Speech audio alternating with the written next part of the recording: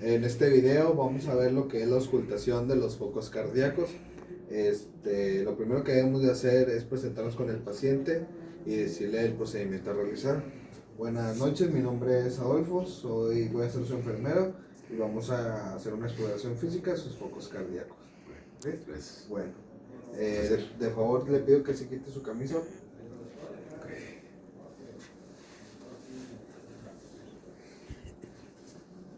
Tome asiento.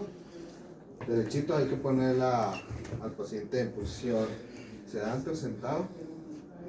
Ok, estos los podemos aquí retirar o nada más colocar así que no interfieren en la auscultación.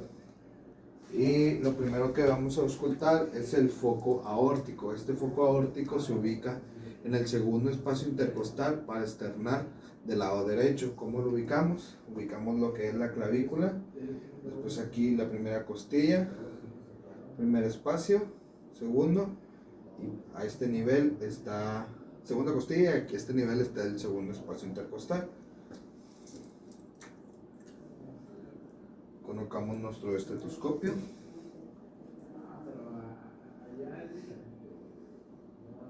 y auscultamos. Y aquí es el siguiente foco cardíaco a auscultar, es el pulmonar, que se encuentra a un mismo nivel, pero del otro lado del esternón, en el segundo espacio intercostal paraesternal del lado izquierdo del paciente.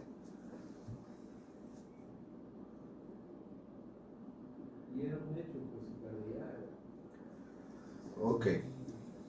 Después, el tercer foco cardíaco auscultar es el foco cardíaco tricúspide, y este se ubica en el cuarto espacio intercostal, igual a nivel paraesternal del lado izquierdo.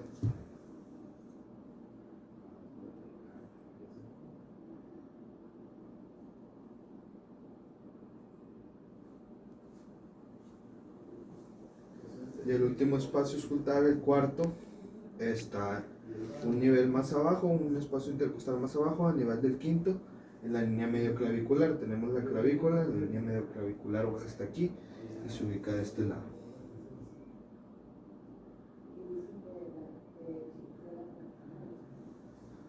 Debajo del foco pulmonar tenemos un aórtico accesorio, se encuentra en el tercer espacio intercostal paraesternal.